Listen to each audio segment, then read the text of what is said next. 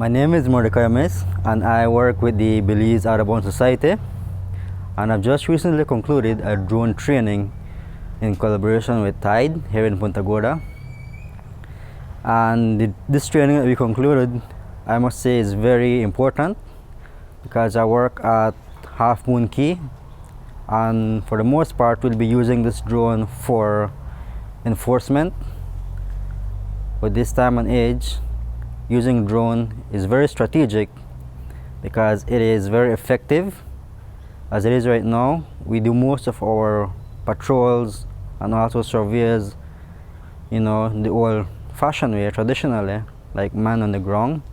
With these drones, it's going to be more cost effective, efficient, and with the data collected, we can also gather a lot of information. And with these drones, they can traverse in certain areas that we cannot reach. So we can use these drones to curb illegal activities within the protected area. Some of the illegal activities that can happen within the protected area is, fishing out of season. Sometimes you have folks going around where we cannot reach, out of season, harvesting illegal, fish products out of season, like the lobster. And what they tend to do is they would extract these produces and they would hide it within mangroves where we cannot, really access. So what we can do now with these drones, because the drones that we're using are actually waterproof drones, so we can have eyes where we cannot actually, reach in person. So that's going to be very effective. I am Chang Hong Sao, and normally people call me Kevin, so it's easier to speak. Actually, I work with Belize Audubon Society. I'm the research and monitoring officer for the terrestrial, and we actually had this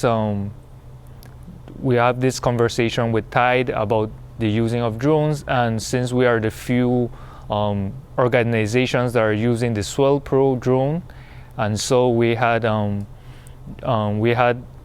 Tide in mind that since Ryan is the expert of using the drone, so they actually offer themselves to provide us with the training of using the drone. Actually, the drone is a Swell Pro drone, so it's a waterproof drone that you can actually use it in most of the time in the marine field. However, in terms of terrestrial, it is not the best or the most suitable ones, but you can also use it. For the use of drone for the terrestrial for monitoring, you can use it to do different monitoring of wildlife species, and also people have been using that for habitat mappings and also to look at the boundary lines across the protected areas. Well, since we haven't had a training using of the drones, we probably only have like an introduction about what drone can do.